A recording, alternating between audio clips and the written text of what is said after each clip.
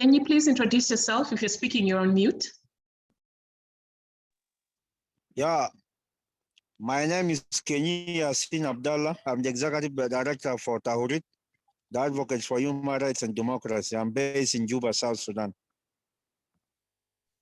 Thank you for joining us. Annette? Good afternoon, everyone. My name is Annette Bogo. I'm the Director of Kituo cha Sheria based in Kenya. Thanks, Annette. I see somebody is called support. Who could that be? Mutanu, is that you? Yeah, it's me.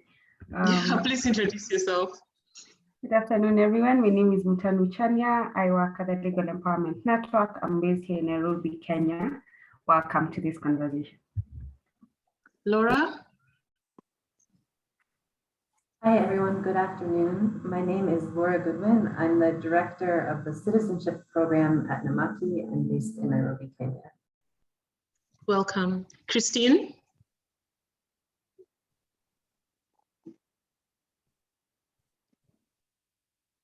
Christine from FIDA, if you're speaking, you're on mute. You're on mute.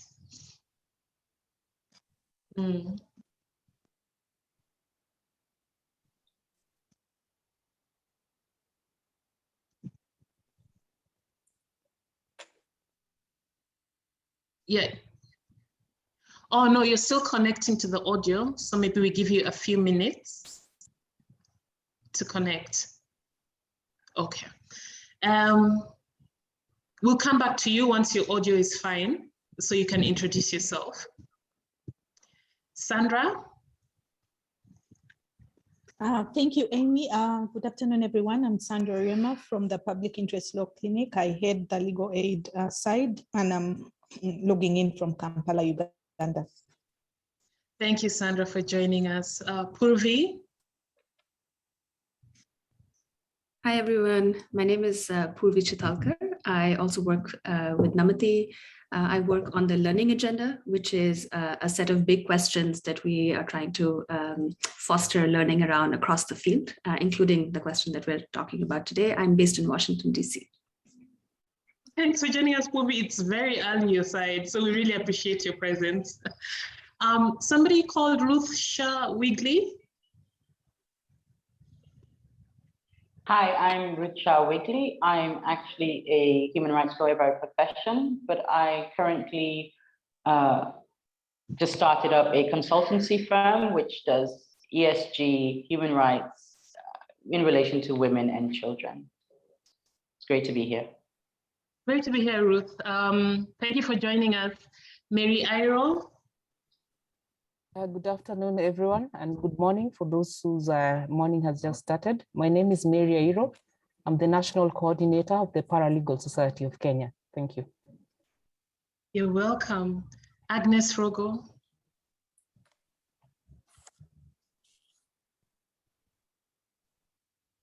Agnes, do you want to introduce yourself? Okay. You're on mute if you're speaking. Not okay. Yes, thank you. I was getting acquainted with the technology. Good afternoon, everyone. Good afternoon. My name is Agnes Rogo, and I'm the Acting Director for the Legal Resources Foundation. And I'm happy to be part of this forum. I'm looking forward to a lot of learning. Thank you.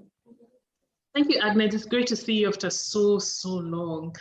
Nice to see you, Amy. Last but not least, we have Pauliel. Yes, thank you. I'm Pauliel Onenchan. I'm connecting from Uganda, Bulisa. I work for Bulisa Initiative for Rural Development Organization, BIRUDO in short. Pauliel. And with that round of introductions, we all know each other. Annette, the floor is yours. Thank you very much, Amy, and thank you all for joining us today in our second learning circle, focused on analyzing the impact of our work over the years. And there's a lot of value in us having these conversations because we take a step back from implementation and we're able to reflect on our approaches, learn from each other, sharpen our strategies, and hopefully better our outcomes. And with these conversations, we also aim to identify what really works to fight systems that support injustice. We know that our work has impact, and we need to see how that impact shows up beyond just the individual level. So in our last conversation, we looked at the impact of our work on people-centered justice, and we agreed that legal empowerment should not just be about transforming individual lives, but also transforming systems that perpetuate injustices, and that this normally does not happen overnight. So we are fighting deeply rooted structural inequalities, and change will oftentimes be very slow and incremental. And so we also acknowledge that there has been some change and improvement, and even if it is not on the scale that we hope for, we appreciate what we have been able to see. And it is easier to look at impact or transformation on a case-to-case basis at the individual level, but actually more difficult to analyze the impact of our work within a community. So building up from our last conversation today, we are actually looking at empowerment at community level. What do we look for in a community to say, aha, this community that we have worked with for now the past X number of years is now empowered or in the process of being empowered. And so to help us unpack this very weighty and sometimes very confusing issue, I am pleased to introduce Laura Goodwin from Namati Citizenship Team here in Kenya. So welcome, Laura, over to you. Thank you, Annette, and it's great to be here with this group. I'm really looking forward to this discussion today. As we get started, I think building on what Annette shared, looking at progress and looking at impact at both the individual level and the community level in terms of empowerment is so important.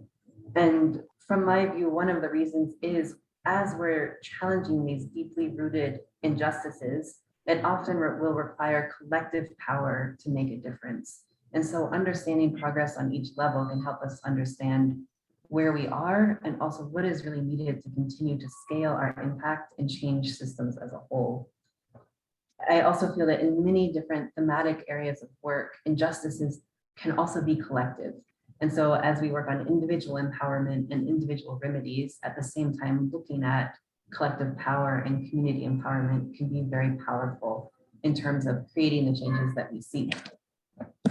I think from our various engagements, we can say that community empowerment can have several different indicators that we'll explore today, showing that this empowerment is building. This can include factors that enable communities to have more control over their lives, such as building governance mechanisms where communities can apply the law to develop ways of making collective decisions around natural resources or interpersonal disputes. It can involve the ability to act collectively, such as working together on a negotiation with an investor or developing a common set of policy recommendations around a challenge a community faces. It can also be the ability to hold local leaders accountable using law and the experience of the community to challenge a service provider for not implementing the law properly, or other kinds of challenges of local decisions.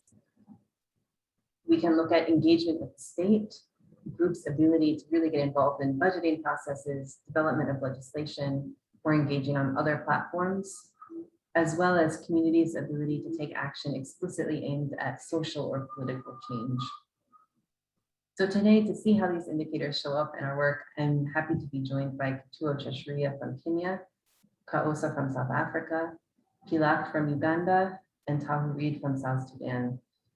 So we'll each share some case studies from our work that illustrate community empowerment, and hopefully this will help us reflect more on this issue. So to start us off, I'll share a case study from the work that we do in Kenya on citizenship rights, showing how our work with target communities has able to help them develop the ability to have more control over their lives. So I'll just share my screen.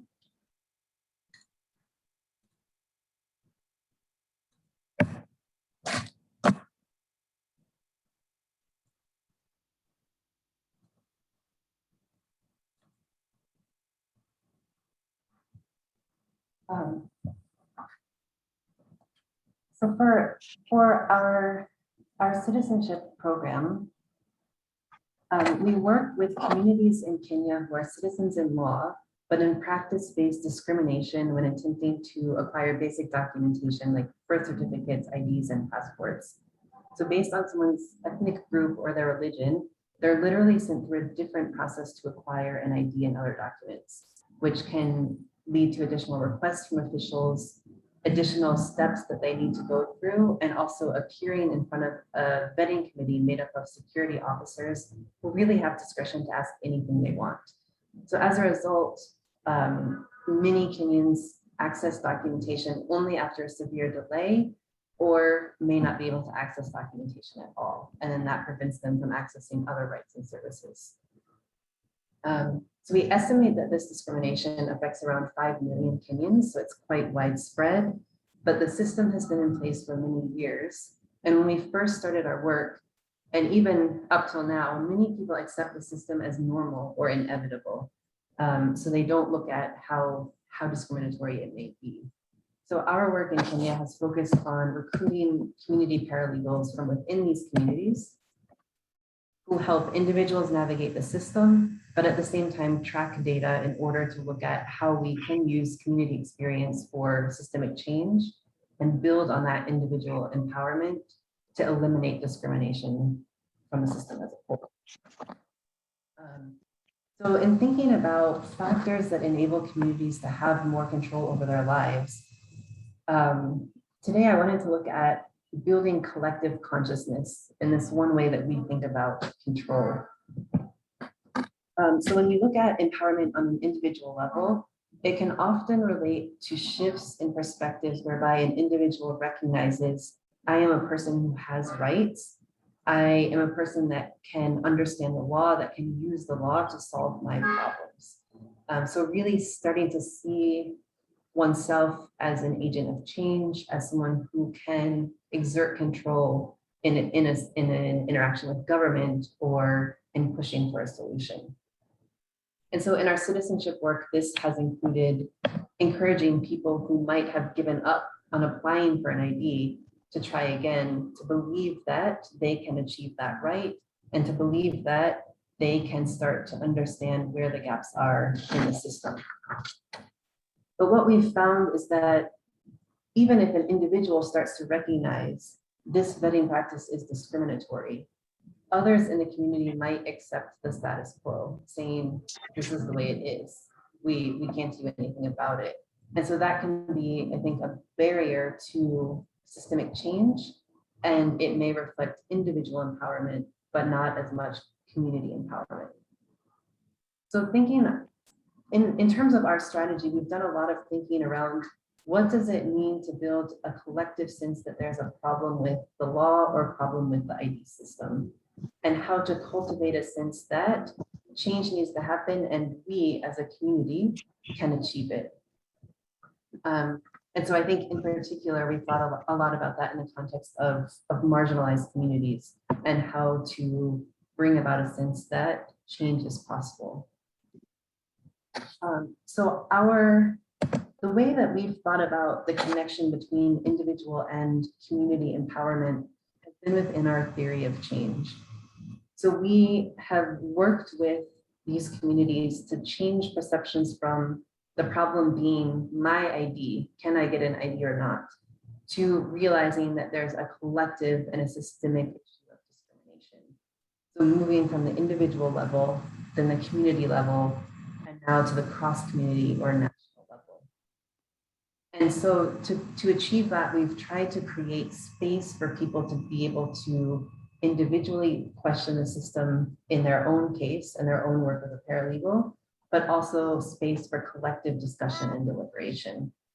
And so that's involved having specific messaging around the collective nature of an issue.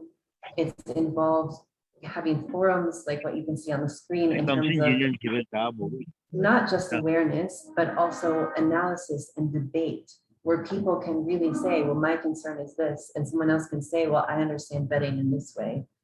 So space for community deliberation to raise issues, to counter the arguments, to develop stronger arguments, and really shift these perceptions, not just as individuals, but as groups. And as a result, communities have been able to start to develop common asks and a common sense of what the problem is and what the solution is. And this has really been, I think, drawn from community deliberation. So not Namati's idea of what the solution is or Namati's idea of what the community should do next, but more creating that space for deliberation and effective empowerment to happen. So what we've started to see is greater unity and consistency in how people from our target communities talk about these issues in public spaces. So as just one example, after many years of work and many different spaces of conversation and deliberation and thinking about the law, earlier this year there were a couple of community forums within the Nubian community really aimed at developing a petition that the community could rally behind. And so even at that meeting, there's a lot of debate. Do we ask for this or that? Do we say we want vetting abolished or do we want it reformed? So a lot of space for those conversations, ultimately resulting in a petition that's moved to Parliament. And so a few weeks ago, community representatives met with a parliamentary committee to discuss the petition and to provide evidence. There was not a whole lot of prep done for that meeting, but what we found was people are now firm in their beliefs, they're unified in their asks, and they're confident to push them forward, even in front of authority figures. So to us, this is that aha moment that Annette mentioned, that the community itself is being empowered as opposed to only just individuals. That we see community members having a collective sense that we have rights and a collective sense of the ability to aggregate and express their interests. And so when we think about people being able to have power and control over their lives, we see that this control can come through the belief that change is possible and the belief that together this change can be achieved. So at the moment, similar processes to this petition are ongoing in different parts of Kenya with different communities where we work. And so we're also starting to work on, now that we've moved from the individual to the community, how do we also move from community to cross community so that people still have that same sense of collective rights consciousness or understanding of the commonality of their struggle, even across different parts of the country. And ultimately bringing in people who are not as affected by the issue as well. So that's the case study that I wanted to share in terms of how we've been thinking about community empowerment and really trying to advance that in our work. So next up, I'll now invite Ketua Cheshuria to share a case study with us that shows how a community they've been working with have been able to work collectively as well. Thank you, Laura. Thanks for setting the pace for us. And I think when we were asked to share our experience, I mean, we had to reflect and see what would be the best case study that we could share that reflects building community power. And I think the one that came to mind is the issue relating to the rights of prisoners or inmates to vote in Kenya. And so my experience sharing will really focus on what we did, how we did it, and why we are saying that this is a way in which community empowerment was built within the prison community. So I would just start by speaking to how we would define community empowerment. And for us, this is the use of the law to effect structural or systemic change, and systemic change that happens at community level, and where we have impact that is felt broadly within the community concerned, as opposed to it just being felt at individual level.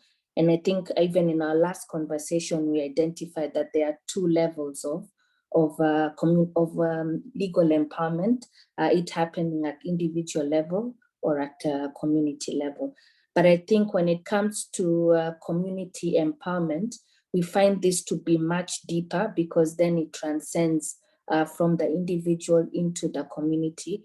And you can actually see a change in attitude, a change in the way things are done, and maybe even for us who are legal practitioners, a change in the law.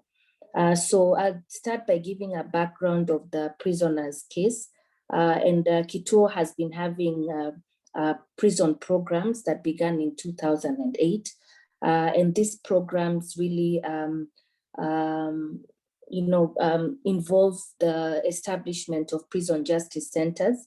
And our oldest and our first prison justice center was established in Mombasa, Kenya, in the Shimo la Tewa men's prison. And this was started around 2008. And the idea was just to build the capacity of prisoners so that they could represent themselves in the cases that they're doing, but then also to improve access to justice of inmates, because then the prison paralegals are actually within prison, and so they're able to reach out to remandees as well as other inmates much more easily than we do, since we are outside. So that's the context within which the prison program began.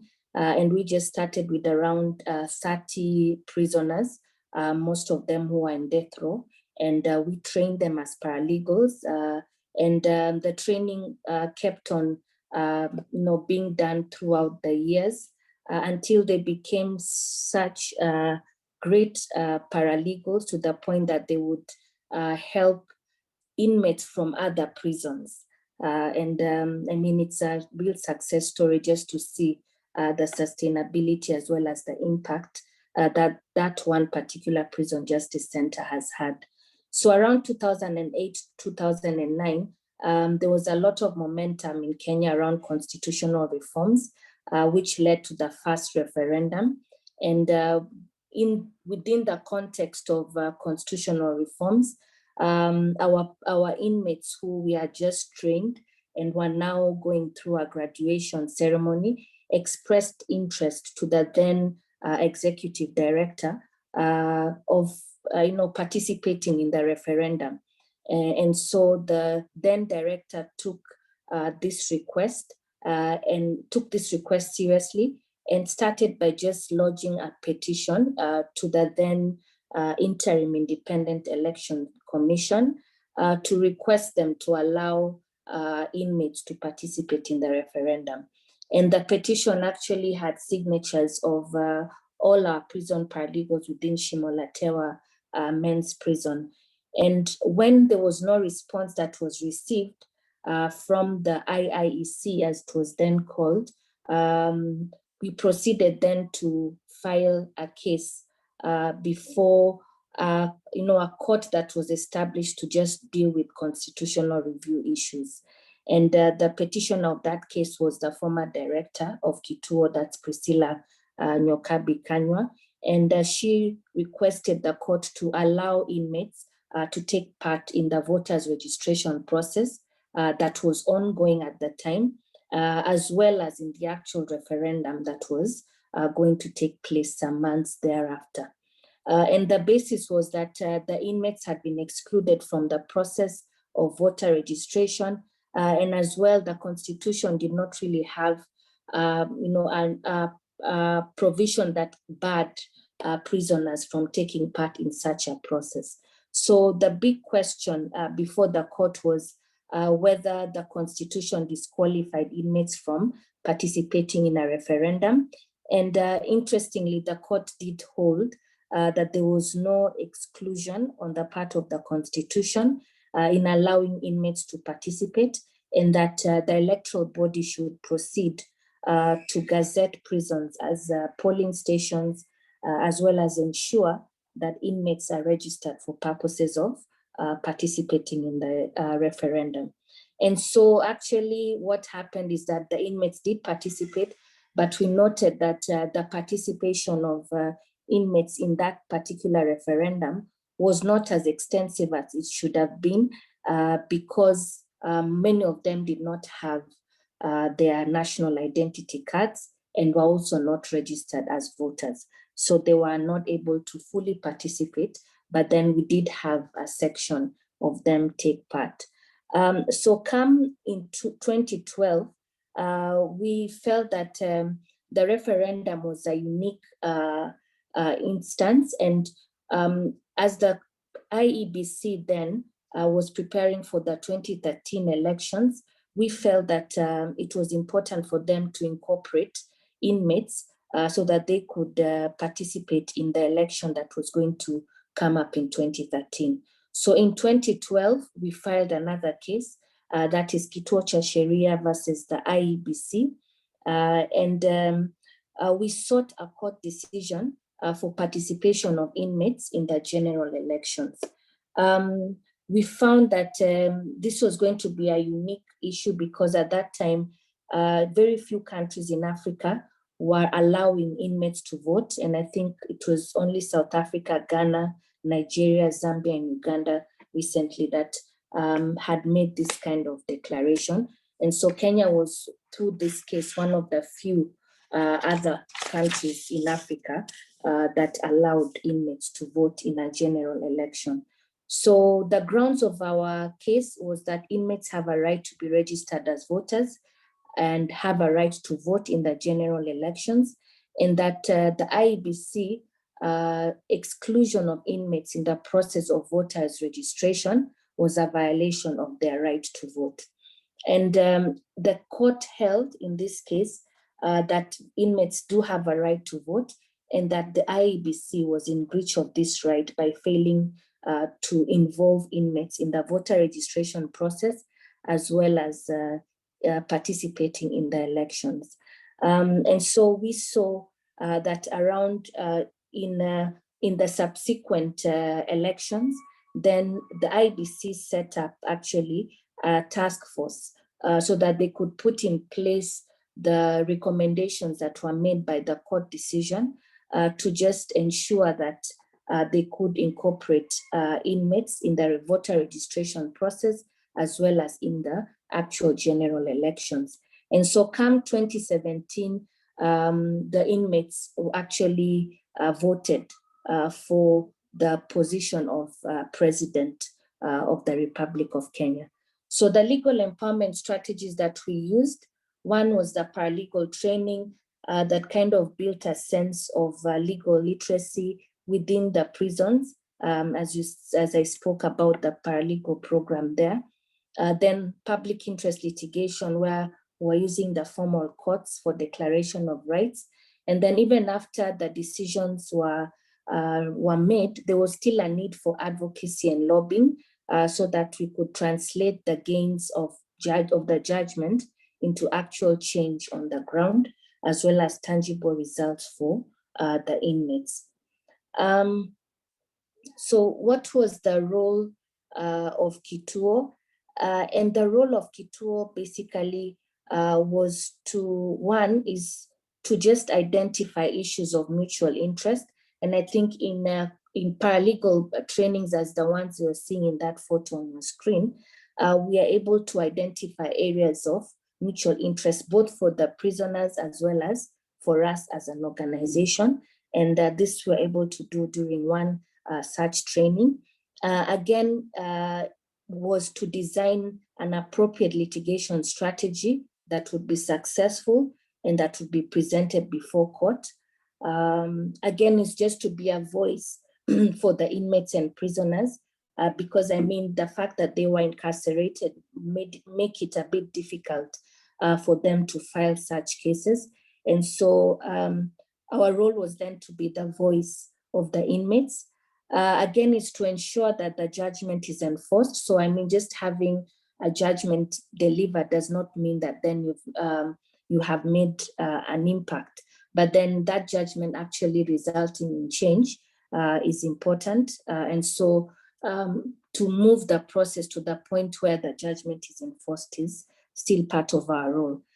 Then creating an enabling environment for prisoners to participate. So when we realize that in as much as the IEBC had set in place mechanisms for prisoners to vote, there was still that gap around registration for national IDs for a lot of the prisoners. And so what we did is that we partnered with the National Registration Bureau to come and register inmates within the prison and issue them with national identity cards ahead of the elections. And this was very successful come 2017 during the general elections, because by that time, many of them already had their national IDs. And what was the role of the prison community? We feel that we could not really have achieved this impact without the prison community. And so first was just their willingness to participate in the process, by appending signatures to the petition to IIEC, and also just having the courage to pursue and support a case like this. I mean, for inmates, it takes a lot of courage to file a case where that, you're filing against the state, and the state is the one that has put you behind bars. So I think just that courage was really necessary for us to move that conversation forward. Again, for the prison community to just allow us in prison, because the prison paralegal program would not be possible without the goodwill of the prison authorities. So just for them to allow collaboration with civil society organizations such as ourselves was very crucial for this particular impact to be a success. In terms of what community impact we have felt, first is we saw government actually taking tangible steps to really put in place mechanisms that would enforce the judgment. And one way was the task force that the IEBC established, which was to come up with particular strategies that would enforce the judgment. Then we saw prisoners voting in the general elections in 2017, and we will ensure, and I'm sure we'll see prisoners voting in future electoral processes. Polling stations were set up within prisons that could allow for prisoners to vote. And then we saw the willingness of state departments such as the National Registration Bureau and the IEBC to undertake a registration process for IDs as well as for voter registration. And this was really useful to allow prisoners to then effect and exercise their rights. So while we only saw prisoners voting for one post, that's the post of the president, advocacy does not stop there. And so we intend to continue our advocacy around the full implementation of the judgment so that in the upcoming elections of 2022, we will be advocating for prisoners to vote for all positions that will be up for election come 2022. The other community impact is just integration of prisoners in the electoral process. So we are seeing now this being very automatic now for the IEBC, where voter registration has happened in prisons, where we see prisons as polling stations, and civic and voter education is also happening within prisons. And this we have done ourselves, and we hope that even in the coming elections, that it shall also be undertaken in the prisons. We are also seeing facilitation for documentation that will enable participation in electoral processes.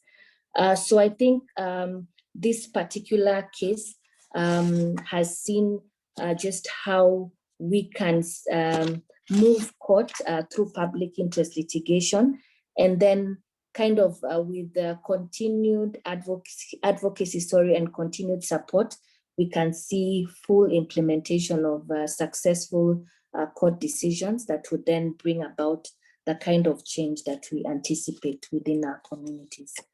So over to you, Laura.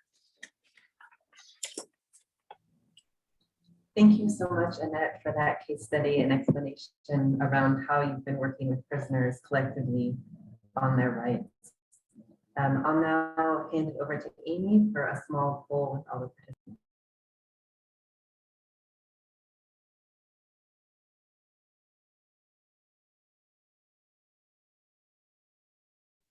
Thank you all. So we have a small poll for you to just answer. It's very fast, it's quick.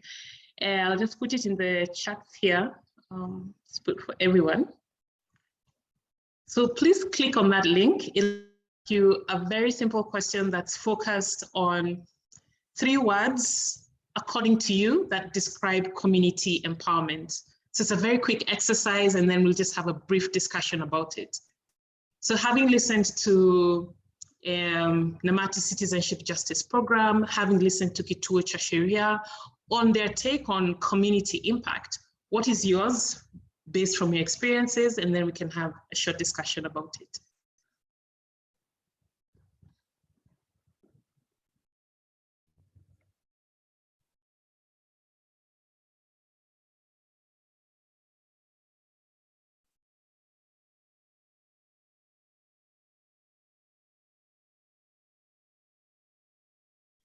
Do we have all the responses, or the responses are still coming in? The responses are still coming in. Okay. Let me know when they're done. Okay.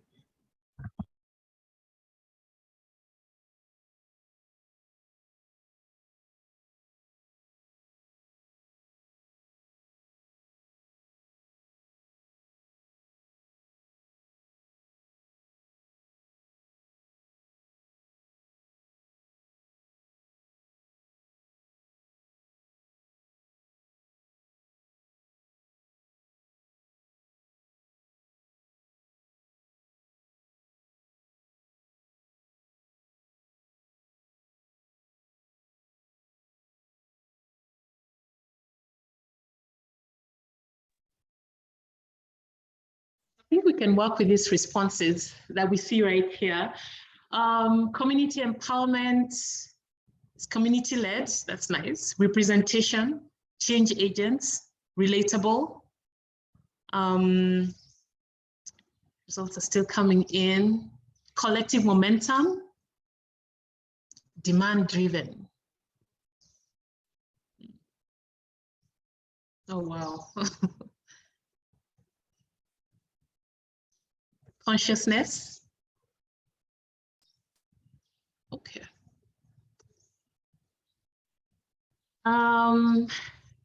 Somebody wrote that community empowerment to them means power. Do you mind explaining to us what this is all about? Just in a few sentences. We don't have who did, so if you're the one, please, we rely on you to just share your information with us.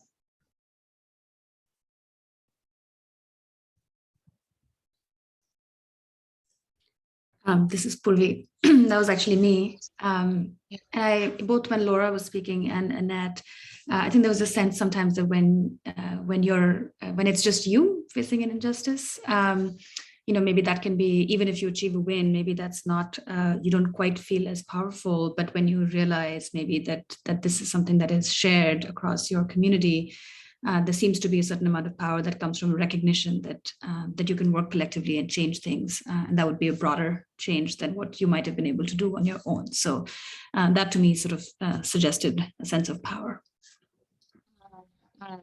Oh, wow, that's quite interesting, Purvi. Thank you for sharing that.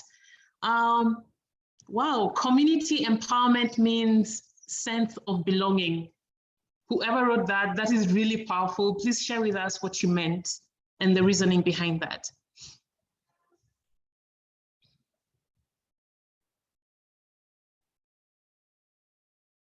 Community empowerment means a sense of belonging.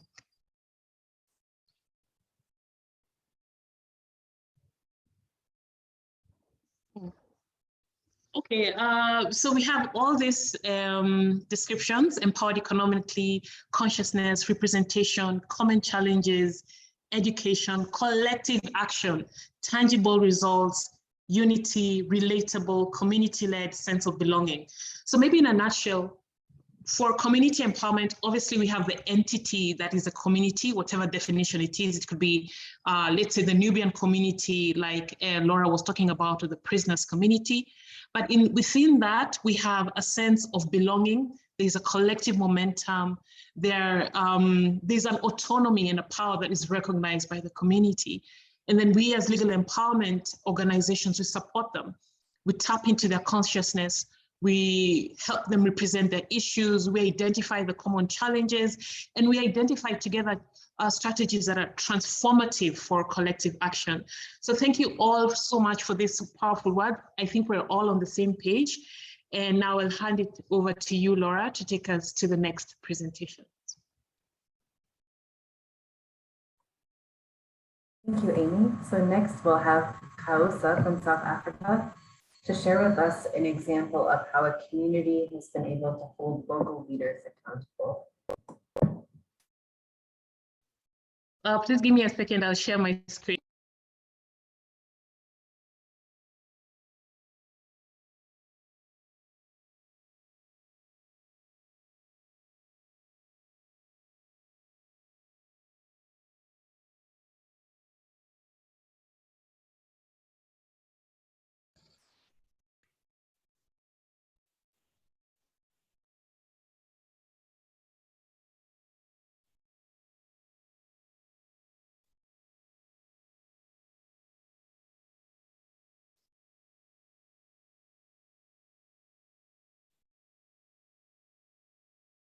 Fenolo, the floor is yours.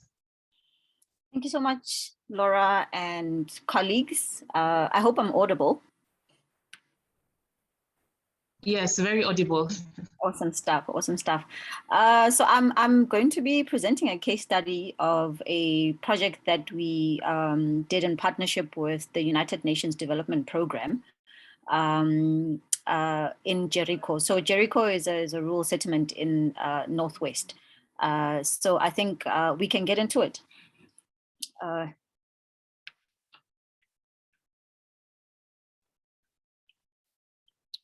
Next slide, please. All right, so maybe just in a nutshell, when we started this project with the UNDP, it was targeting 15 communities across 5 provinces in South Africa. Now, the community that we are referring to today is a community that is serviced by the Lethabong Advice and Drop-in Center. A young lady there by the name of Khomotso is the coordinator and the paralegal that is managing that advice office.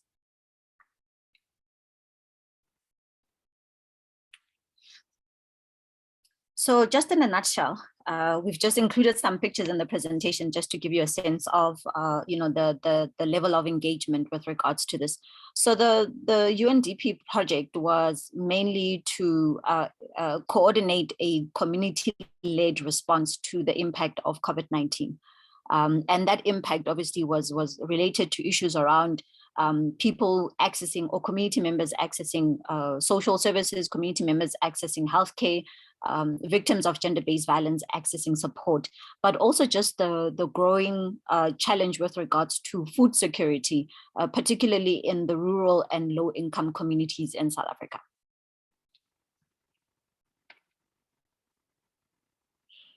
So in terms of the project, the role of the advice office was that the advice office was positioned as a project implementation office. And because it's an advice office, they have very particular knowledge around the work or the need that that particular community has.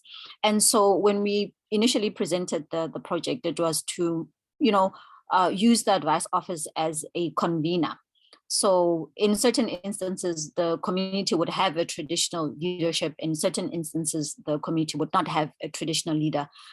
So it was the advice office that had that intrinsic knowledge about that particular community. And that is why it was so effective in terms of making sure that the process is community-centered and community-led. And that was the main thing, that we did not want to just have another project where we are coming into a community and we are bringing in solutions that the community had absolutely no input or no consultation on. Next slide, please.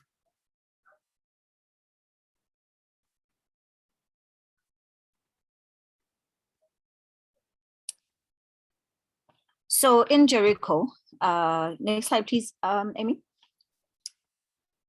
I'll make reference to this picture that you've just seen now. In Jericho, this is a rural settlement in the northernmost part of the Northwest. I've mentioned that the population is around 9,000. So it's a fairly small community under the Madibeng local municipality. The Bijanala district is a district within the province of the Northwest. Now, what was interesting about this particular community is that it fell under the authority of the Bakwena Bamogopa tribal authority. And that means that that community was what we would consider a traditional rural community. And as I mentioned, that the Lethabong Dropping Advice Center, which was the office that was implementing this project, they actually run their operations from the traditional council offices. So that advice office itself is situated within the traditional council. And that is obviously in recognition of the work that the community-based paralegal does in that community in supporting access to justice, but also ensuring that, you know, the traditional leadership structure, as they dispense justice from a traditional point of view, they're also in line with the provisions of the Constitution and the laws that prevail currently. Thank you, Amy. Next slide. So in the context of Jericho, what was quite interesting was that the advice office had an existing trust relationship.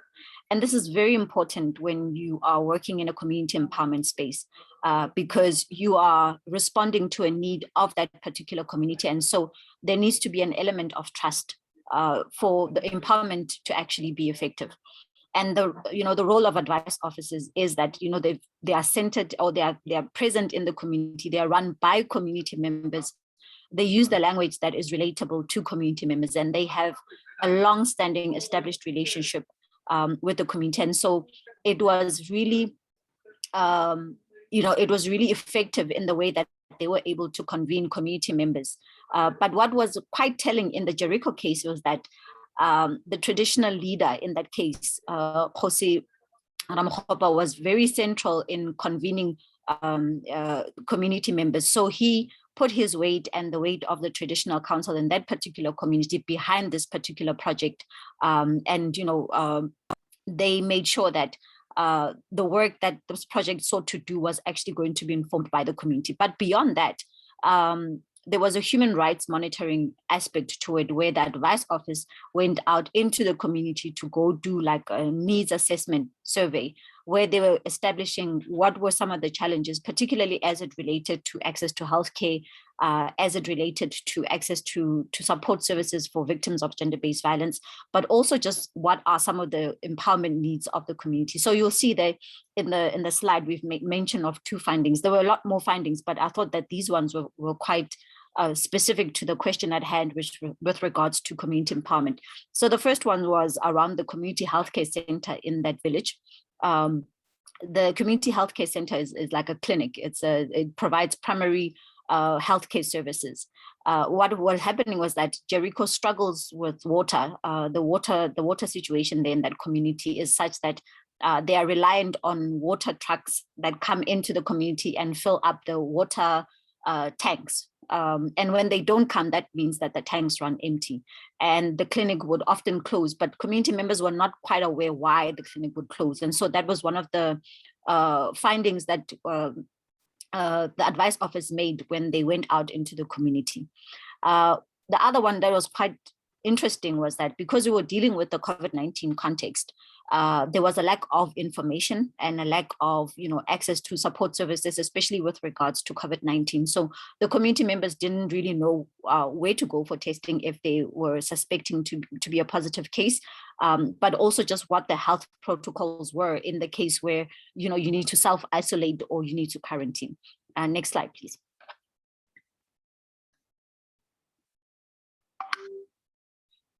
All right, so the picture that we've just seen now is a picture of the human rights monitoring session that we had, where in response to the crisis that was noted with regards to the healthcare services. The lady who's wearing the reflector jacket is Khomozo. She is the paralegal from the Lethabong Advice Center. Next to her is Uarabile from the South African Human Rights Commission. And just ahead of him are members of the Community Response Forum. So this is a forum that was formed in response to the project, because the project said that the community needs to establish a mechanism of empowerment. And the Response Forum was a mechanism that is inclusive of community members who are representing different sectors. So we had women, we had youth, we had people living with disabilities, and other stakeholders that, like the religious sector as well, is represented in this response forum. Next slide, please.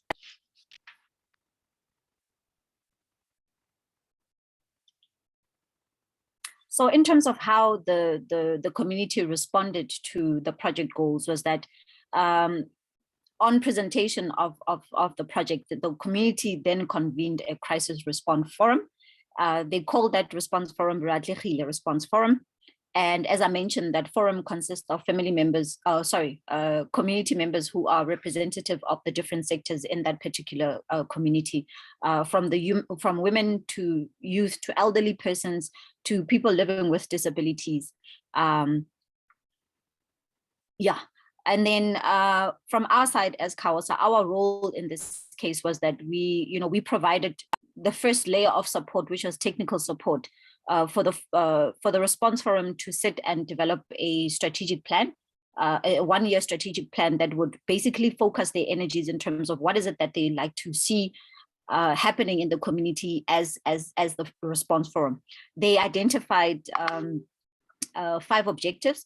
So the first one is, to address issues of healthcare services and increasing patients' positive experiences in community healthcare services. And this was in response to, I think, the growing sense of discontentment of the lack of service delivery or the lack of just dignified treatment of patients by the healthcare professionals in that community health facility. The second one was to address gender-based violence in the community, but also to address drug abuse that was plaguing the community. There was a need to also make sure that whatever the forum includes as its objectives, it's also ensuring that there's inclusion and participation of the dignity of persons living with disabilities in the community. Also to provide counseling and psychosocial support to community members who are victims of trauma and death. Obviously, COVID-19 saw like a high mortality rate and a lot of community members having to bury their loved ones in ways that they are not accustomed to. And so there was also noting that there was that disruption in how people conduct their funerals. I mean, in our African culture, and I think this is true across the board for colleagues in other jurisdictions. There's particular observances that have to be made, and once that observance isn't done, I think there's a sense of disconnect with the process of mourning your loved one. And so we know that a lot of community members felt like they did not do right by their dearly departed. And then the last one was to address the rate of poverty and hunger in that community. It's a low-income traditional community. As mentioned, high rates of domestic violence, high rates of child-headed household, but also an increasing problem in that community with drug abuse, especially for young people. School-leaving aged young people were just succumbing to a drug they call Nyaope, which is a mix of, it's a cocktail of drugs, highly addictive, and just is causing immense devastation in this particular community. Next slide, please.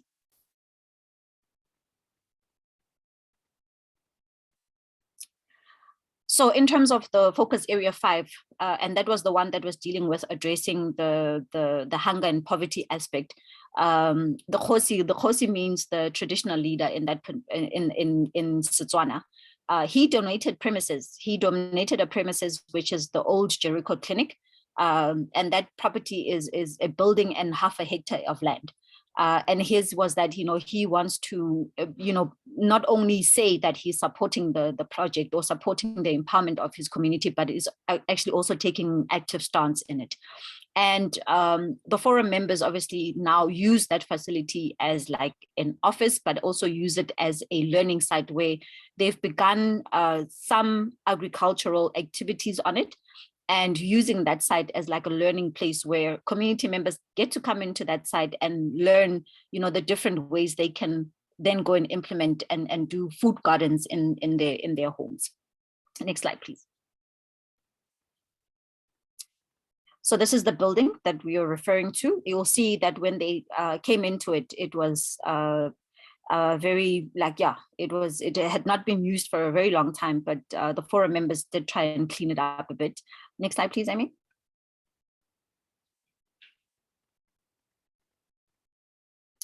And this is the work that was started in July this year when the Response Forum members convened what we call a core group.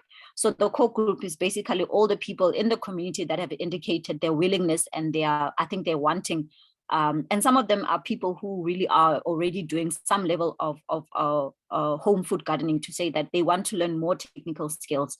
And so through the support provided from the UNDP, we were able to bring in a technical expert who could guide them on what are the better modalities to make use of the space that was there, also address the issue of the climate, and also address the issue of the environment that we are dealing with. I mean, the Northwest Province is one of the very dry provinces in the country, but also the province has a huge challenge with regards to access to water. Next slide, please.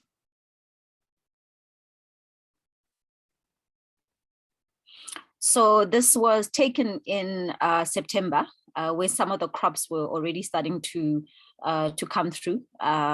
Yeah, it's quite a good story. I think the one wonderful thing about agriculture, especially in the empowerment perspective, is that you get communities working together, and in that space, you're also able to know what are some of the challenges, especially some of the personal challenges, where community members might still be trying to find ways to address, especially with regards to the gender-based violence problem in that community. We found that this space has created a space for women to be able to share openly about some of the challenges that they're facing.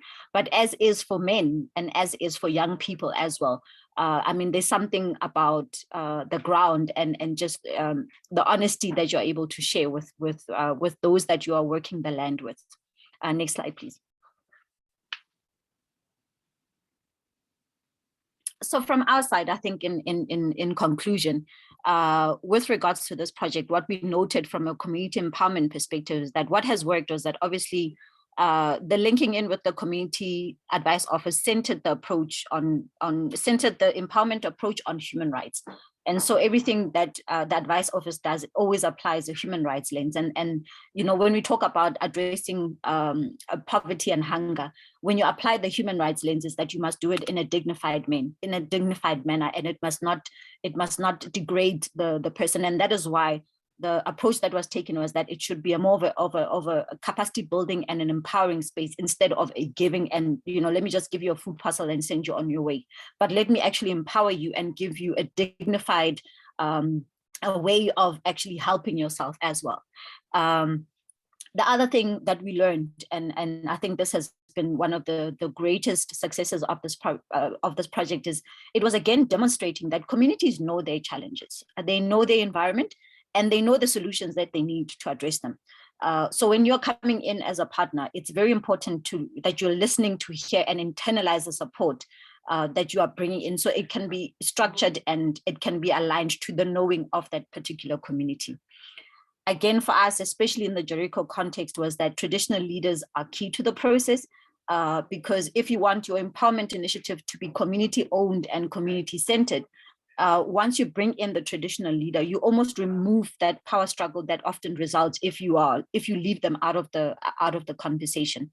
Bringing them in means that they are able to then bring in that sense of respect. The fact that you've respected an institution that the community respects means that now there's going to be that respect that comes back to your process, or that comes back to your project as well. And then I think the last one was just about providing technical support that is aligned to what the community seeks to achieve. So we did not we anticipated some of the technical needs, but some of the technical needs we did not know of. So when we went into that community, it was important for us to hear from the community and let the community lead the process in terms of them identifying what are some of the technical what is some of the technical support that is needed. In terms of the challenges, obviously, the issue of mistrust. The mistrust aspect covers both the side of civil society organizations, but also the side of state entities as well. So, you know, in many engagements, I mean, you know, when Khomotso was doing the human rights monitoring, she was informed that, you know, a lot of times civil society organizations tend to come into, and this is in the South African context, of course, civil society organizations tend to come into a community, not engaged with them, not engage at the level of hearing and listening and then acting based on that, but you know, coming in with I'm suggesting this and this is what I'm going to do for this community, but that community has no idea what you're on about. And then what happens is that we end up building infrastructure, or we end up providing services that the community members do not even know how to relate to. So that for us was very important. The trust aspect I cannot stress enough, because you know it has a long-standing impact on the project being sustained by the community members in the long term. So training and capacitation was also a huge need, and it was a challenge for us because some of the training needs that we encountered were things that we obviously are not within our pool of expertise. The need around, you know, psychosocial support, the need around ensuring that there's like a back-end support with regards to counseling. That is obviously for an advice office, it's not an area of service, but because the community said that this is what we need to have, it has, you know, pivoted us into that space where we're now looking at how do we bring in partners that can actually provide that support. And then I think the last challenge was obviously the issue of mistrust and opportunism among the forum response members themselves. Coming into a space like this, and you're saying, I'm working with X partner, the immediate thought that jumps into someone's mind is that we are talking dollars. They just see dollar signs, and you know, there's lots of money to be made. And then now I'm only participating in the project, not because I want to, you know, to enrich myself and make sure my community develops, but because I'm seeing a possibility of me getting money. That has obviously affected, you know, the issue of how do you manage the expectations of your community partners, quite importantly. And what has helped, I think, in this context, like I mentioned, goes back to the first aspect, that if you're working with an advice office, the advice office has this, you know, knowing of how to manage this issue of expectations. But it was wonderful because through the advice office, the Khosi was called in, the forum response members were put around the table, and the issue of, you know, what is available from a budgetary point of view, what can be, you know, shared with the community members, and how it can be accessed was really put on the table. And there was an understanding that was created in respect of the process moving forward. Yeah, so I think I'm going to end. I think that was my last slide. Yeah, I think that was my last slide. Thank you very much, Amy. Thank you so much, Chinolo, for that presentation. I think it's a really interesting example of both a community mechanism to engage around these issues, but also thinking about how so many different segments and groups within the community can be involved in that platform. So next we'll turn to Hilak, Uganda, on how communities they have supported have been able to engage with the state. Can I be allowed to share my slide? Sorry, Sandra, do you want to do it yourself, or do you want me to do it for you? I think it would be better if I do it myself. Okay, just give me a second. I can make you co-host, and then that will be possible. She can still do it. Okay, go ahead, Sandra, it's fine.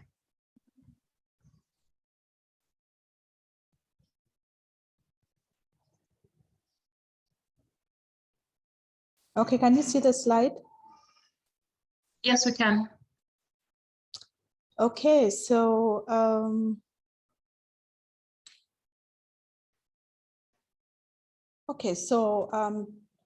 that is the topic that we are all discussing, and this is being done by the Public Interest Law Clinic.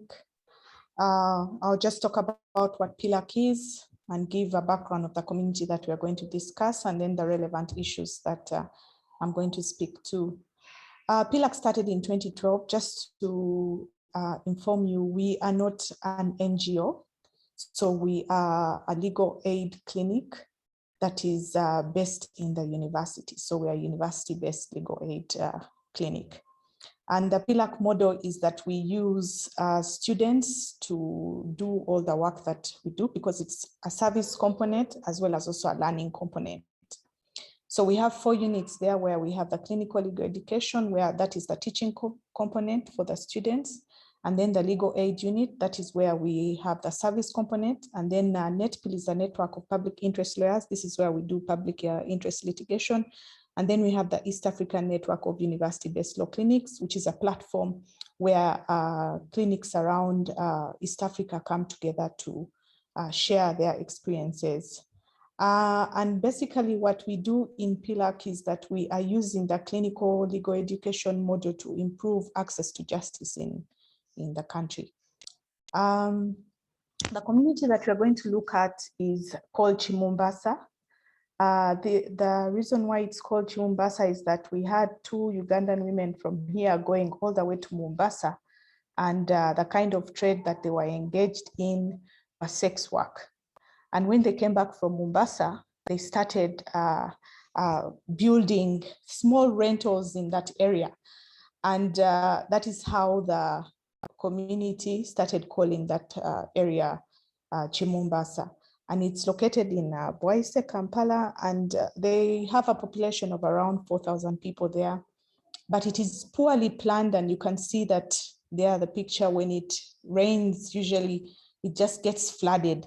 So you find that people have constructed their houses in a place that was a wetland before. And that is the reason why whenever it rains, there's always flooding. And this community of 4,000 is just filled with sex workers, drug addicts, and also alcoholics. And of course, you'll find those who are products of those people, like the children, those who have grown up living in that community, also living there. So that is the community where we work in. And this is a community, we have 6 communities that we work in, and this is one of the communities. And what we do there is community outreaches. We carry out community outreaches there. And most of the issues in that community are in regards to sex work. So we have to tailor our information based on what information would a sex worker actually want to hear from us. Issues of inadequate housing, issues of poor hygiene and sanitation, issues of drugs, domestic violence, child neglect, unemployed youth, and crime rates. So these are the main issues in that community.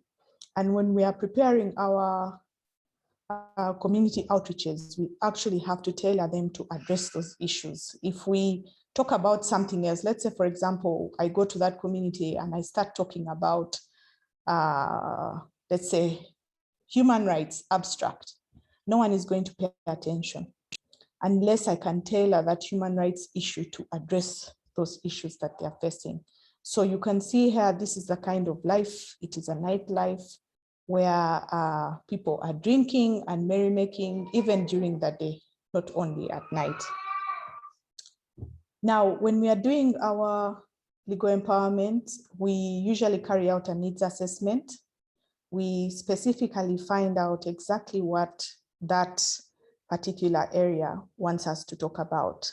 And when they tell us that in this area, these are the main issues, let's say it's an issue of drugs, right? Then we will prepare, we'll have the students prepare a topic on drugs. What are they going to talk about? They're going to be able to discuss what the law says about drugs, as well as also connecting those that they're speaking to some of those rehabilitation centers. And then we are able to have a community dialogue. Like you can see down there, the students are actually holding a community dialogue on that. And then we also have one-on-one counseling where we speak individually to those who actually have issues that they would like an advocate to assist them in. We are also able to have mediations. These mediations are mainly in regards to family-related issues. For example, maybe the husband is neglecting to provide care for the children. So we have to come in to have a discussion with them to see how we can resolve this issue without it escalating. And then we are also able to provide court representation. For example, if we have failed in having a mediation be successful, then we can then take it a step further and do court representation. And we do that both supporting the criminal as well as also the civil side. And then what we have also done in that community is to have paralegal training. So we realized we couldn't be going to those communities like every day. So we decided to train some members of the communities to be paralegals. And most of those paralegals are actually local council leaders who have made it a point to actually try to address the issues in their communities. So when we train them, they can be able to then link the community with the clinic and also with the students. And then we can be able to address those issues that come up in their communities faster. These are some of the publications that we have done in regards to the work that we have done in the community. We were able to do a research on how university law clinics can be able to address issues of the community, and that's the title of our research was From Classrooms to Communities. We also had a legal aid there where we had the communities around the university coming in and getting free legal services from different entities in the country. We've also had IC materials where we share on different issues, like you can see that one we had on children's rights and all, and a newsletter that we have been able to produce, just showing the different activities that we've done and how we've done them. Now, our engagement with the state focuses mainly on the police. The police is, we deal with the police almost 90%, and this is because the nature of the community that we are working in is focused mainly on matters that cause a lot of criminal elements. So you find, for example, there's a lot of theft in that community. People are actually being arrested for just being idle, doing nothing. People are also facing, and there's a lot of mistrust with the police. So our engagement with the police is that every time we have a community outreach, we actually have a police member coming in and we give them time so they are able to present the issues that come to them and how the community can be able to interface well with the police. So that engagement has been able to at least allow a situation where the community can start going to the police and reporting some of these issues. But the level of distrust is still high. So you will find that people prefer to deal with these matters themselves than to actually go to the police. And then the LCs are the local leaders, the local council leaders, the LC1s as well as the LC2s. And these also, they are located in the community, but the community also doesn't trust them. And this is because when it comes to issues of like housing, issues of tenants, issues of land, you find that the LCs actually conspire with those who have money to actually deprive those who don't have from accessing proper housing or even getting access to land. And then when it comes to issues also of money lending, you find that LCs are also conspiring with those who have money to basically take possession of what the people in these communities have. So there is also that distrust with the LCs. But what we have done is to pick, like for example, in Chimumbasa, we have the LC1, one specific LC1 that we deal with. We've been able to take him through training, and we've been able to engage with him successfully to ensure that he's able to mobilize the communities for these community outreaches. And we also get feedback from the community members. They can be able to tell us, like we had a community, one community session where people were putting up their hands and telling us how this police guy does A, B, C, and D, or this leader took money from so and so. So there is that, people are now able to speak out in relation to some of these issues. And then of course with KCCA, Kampala City Authority, these are the ones that are in charge of issues of garbage collection, because remember I said one of the issues that they face is hygiene and sanitation. So trying to engage with KCCA to see how we can be able to make sure that this slum community at least has an opportunity to, you know, have their garbage collected properly, like those also in the urban areas. And then we've also had the community take charge of their own location, because sometimes, you know, you go to a community and they're like, we're waiting for government to do A, B, C, and D. And we are like, but as a community, you can come together and actually do some of these. So we've been able to encourage them through our trainings to be able to have community cleaning drives. And we've also had sensitization on some justice issues. I already mentioned those issues. But what I want to say about this community is that we just started working there in 2019. So we are not seeing the kind of change, the level of change that we would want, but we are making strides. What we have been able to do is, at least we've had 9 successful outreaches, and out of those outreaches, we were able to reach 326 people. And out of the 326, we are able to have 39 that were canceled. And now I would like to just give you a small video. It's a video that basically we have one community member just talking about their experience and how the clinic was able to help them. So let me see if I can share this.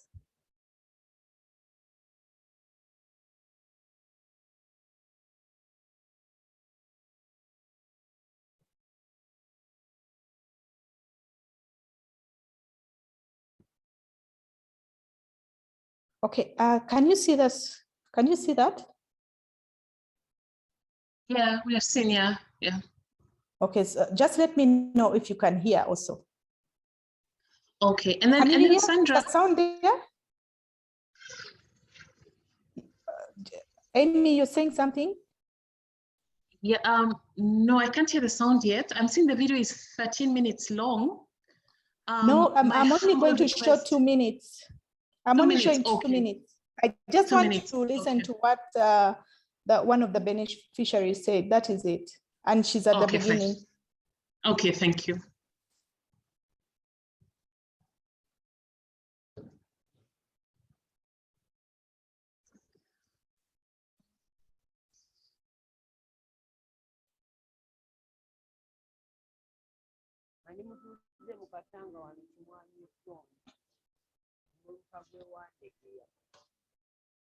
Mani musuubuzi wa buno nsuubula nnyaanya butungulu nakati n'okwokya kasooli kale n'omuntu bw'aba alina engoye ze nga zidugala asobola okuzimba n'enkola naye nalina obuzibu nga bumazeeko emyaka 10 nga bunsunguwa nga muganda wange yansunguwankirako olunaku lumu yali kyamaani waffe ow'ekitundu waffe Mulongo Sentala nga ŋŋamba nti todaaga jangu tugende ffenna waliyo omusomo wano e Makerere bwe tunaagumaliriza tujja kufuna omuntu akuyamba nange nga neesitula nga ŋŋenda kati nga mbayitiramu nga banyonyola banyega kubanga baali erite olunaku olunge ku Mande ya wiiki eddako nali ŋŋenda ku poliisi Lwokubiri nga bampise ku poliisi bwemba sibawadde ennyumba oba bansibe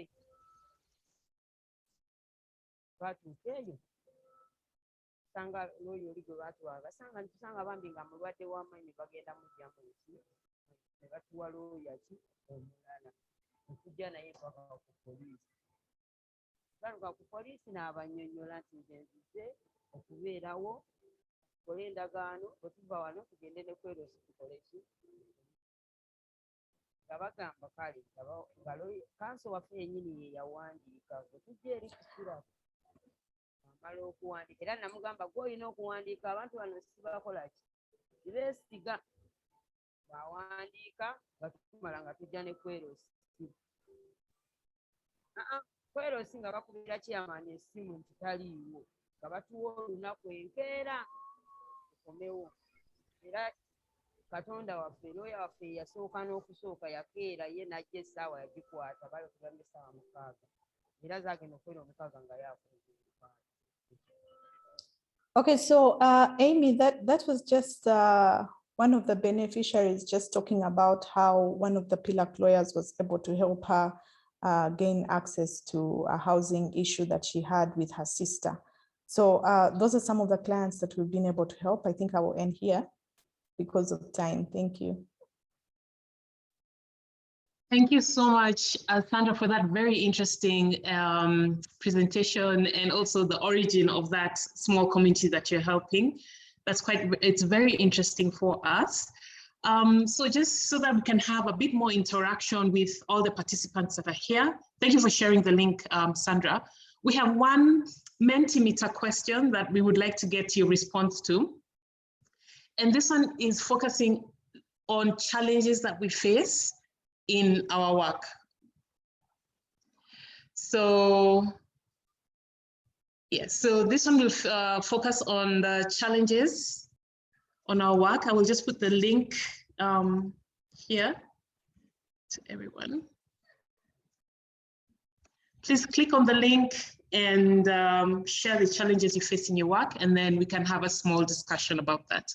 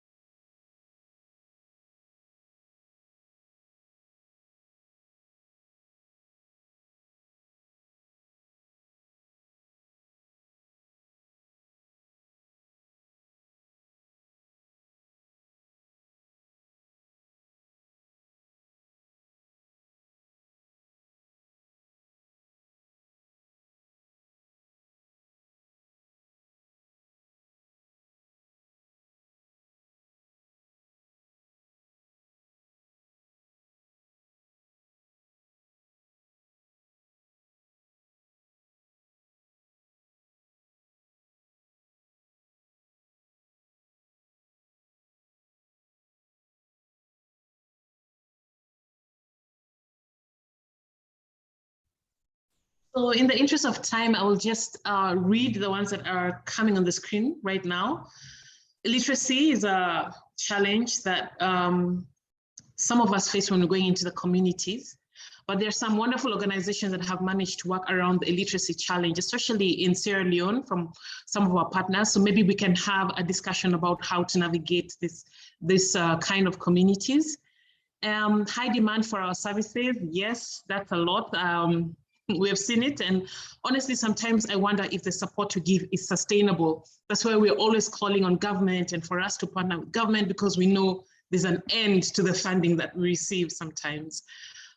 Financial resources, yes, that's huge. Regulation of paralegals. So this takes away their independence.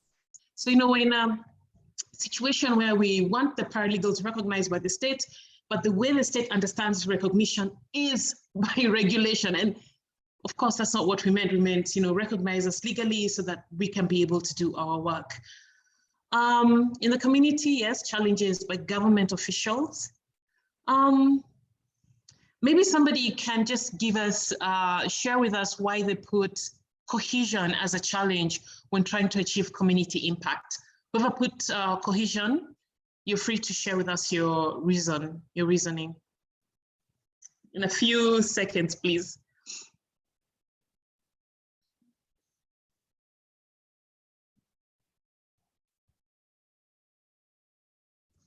Anybody on cohesion? Oh, okay. So we'll just leave it. Maybe if you have a response, you can type it in the chat. So all of these are the challenges we face. We will share with you, of course, the recording and the PowerPoint presentations that have been made today that I feel are quite good examples of how community impact can be made and the lessons learned. So lastly, we're going to our next speaker from South Sudan. Laura will introduce him.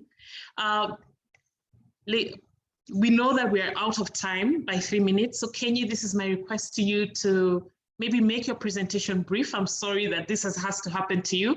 And my request to everybody else is just to stay in, give us the same energy as Kenny is making his presentation. Laura. Great, thanks so much, Amy, and thanks to all the presenters so far. So last but not least, we'll hear from Kenny from Tahurid in South Sudan, and he'll really speak to how communities are taking action explicitly aimed at social or political change in terms of how we think about community empowerment. Yeah, Amy. Yes, go ahead, Kenny. Yeah, I think I've sent for you something. You didn't receive it? The PowerPoint presentation. Okay. Oh, sorry. Let me have a. I think on the day before. I sent on Sunday.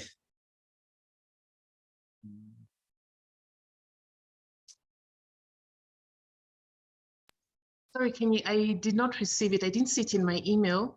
Could you please resend it? Or if you could share it from your device, that's also okay. Okay, like that. Okay. I think on description of the community, you know, our projects, the project that we are doing, it depends on the donors. The donors, normally they target internal displaced people. Mostly in Juba, we have UN IDP Camp 1, formerly they call it POC 1, POC Syria. Then we have also internal displaced person camp from Bor. They are located in one of the Islamic primary schools in Juba. And also we have Mangaten. These are the communities that we are targeting, and most of them, they are from a tribe, Nuer, Suluk, and some tribe from South Sudan. Tribe from Central Equatoria. Yeah, the justice issue we have been addressing in those areas, it is housing, land and property issues, sexual, gender-based violence, and also we are also doing some human rights documentations. Then this is question, I think, number 2. These are the most of the things we are doing. Then if we are coming to the legal empowerment strategy that we are using, we are giving them information awareness, and also giving them capacity building trainings, so that they have to have knowledge about these issues. We're also giving them legal representation in court. We also help them at least also to get some legal document. If they have a document that is not complete for the plots, we normally give them also money to complete the process, or assign somebody to finish, to do for them the work to get finished. Then what social and political change did the community want to see? I think most of the people that are still in the camp, they don't want to come back to the area. They fear that they may either be targeted by the government or by the government agent or the militias. What they're saying that they need a system of governance, like federal system of governance, whereby the central government doesn't have a share in the lowest level of government. They need a real peace. They need also targeted killing should stop, targeting a specific tribe as a revenge. Because what they are saying in 1991, when John Garang was fighting the government of Sudan, there was a feud between Dr. Riek Machar and Dr.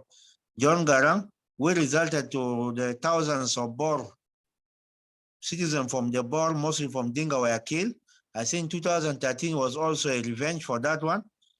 Dinga was killed during that time, and this time Nuer also were killed. What they're saying that they need this government to go out, a new government must come out, not from the Dinga tribe. Then a system of check and balance must be in place in the government.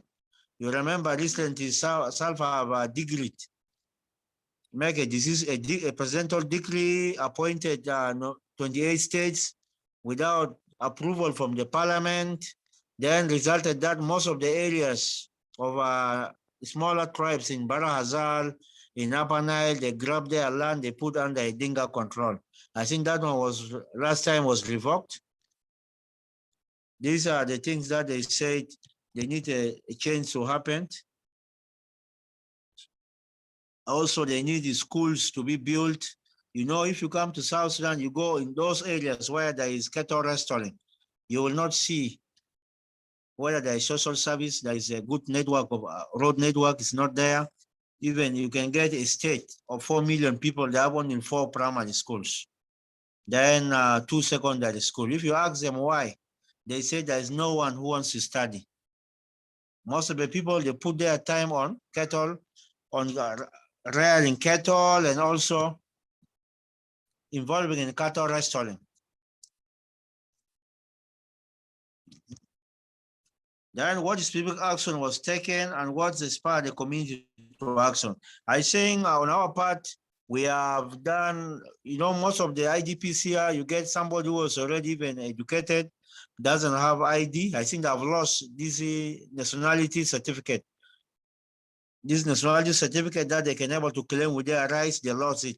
If you want to register your land, they need that thing, they need that nationality certificate. Most of them, they lost it. They're not working in the IDP scam. They have nothing to do with it. What we are doing also, we got some donor from Norwegian embassy in Juba. We are trying our best also to get some document to process for them legal identity, like age assessment certificate is for those who doesn't have birth certificate. Then we can also make for them process of birth certificate, age assessment, then nationality. Even for the primary age students who are about to sit examination, organizations also provide them with these legal documents. Let them have, also give them an awareness what is the importance of having death certificate, how to claim your right using death certificate from both sides. This is what we are doing. Then the role of the communities also, we also have some people like a focal persons. We have some focal person from our organization working with them, giving them awareness. And that, I think, like on the sexual and gender-based violence, we are funded by Public International and Policy Group. You know, in these communities of Nuer, mostly these are cattle keepers. Whenever someone rape them, rape women and girls, they don't normally report. They fear because of a stigma. If you even report that you are being raped, I think in the family, they may chase you away. Nobody can get, you will not even get married. What they do, they don't tell. But through our efforts of conducting awareness session, the importance of it, and that I think their role now, if there's something happen like that, they will see, okay, there's need to take this person for medical assistance. Then later on, the legal process will follow. They know about all those processes. When there is something like that, they normally update us. Then what is the current status of the action taken? I think most of the people whom we have been targeting based on the needs of the organization or the donors, they are now fully aware. So we normally also provide for them key messages using a Nuer language, using Arabic language, using an English language. Now they all current. Now they are well empowered legally on the importance of all what we have been telling them. I think I'll be able to share maybe because of internet has not reached you, I'll be able to send it, I think, later today, then you may be able to share with the group. Thank you so Amy. much, Kenny. Thank you so much, Kenny, for that presentation. I'm sure the internet will reach me tonight and we will get your presentation. And Yeah, it's good to hear that you're. But I don't know. Yeah. Yeah. Okay.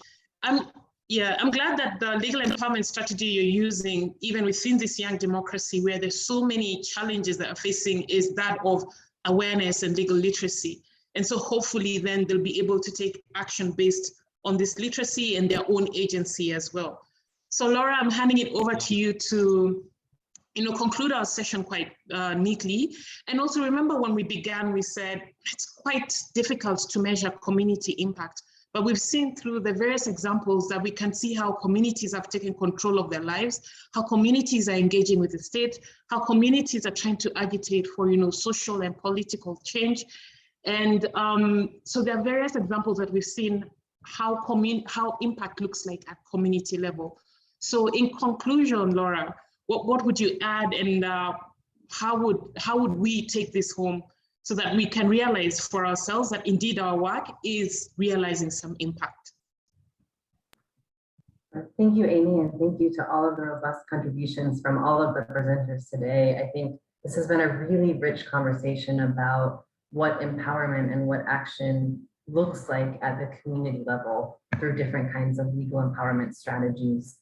And so I think reflecting on the different presentations today, we've really seen communities are empowered when they have access to information and legal literacy, when they're included and participate in different forums and mechanisms where issues are discussed, especially with government stakeholders and decisions are made about the way forward, when communities can hold decision makers accountable for their choices and their actions, and also when communities have the capacity and resources to organize and to aggregate and express their interests as a community. So I think we've seen many different dimensions of what community empowerment can look like. And I think it's been a really great discussion to reflect on the many different levels of impact that our work can have, both on individuals and their individual lives, but also for communities as a whole and their ability to take action, their ability to understand their issues, and their ability to push for change. So before we close, I just wanted to see if there are any last closing remarks.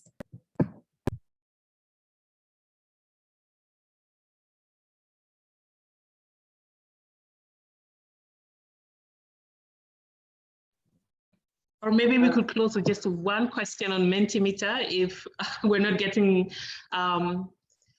responses. So maybe I can share one question on Mentimeter that quickly summarizes this session for you, and that way we'll be able to get your feedback and maybe tailor the next sessions to meet your needs. So just 1 second, please.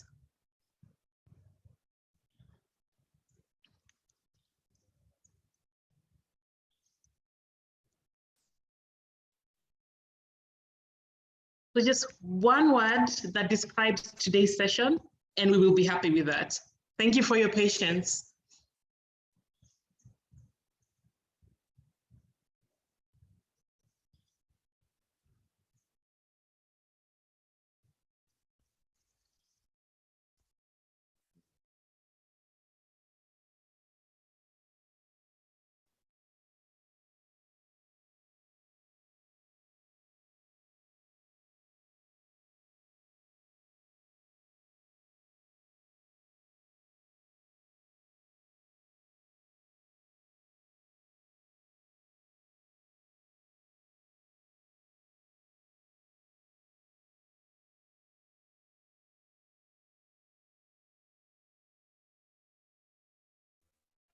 I think you can start sharing the results.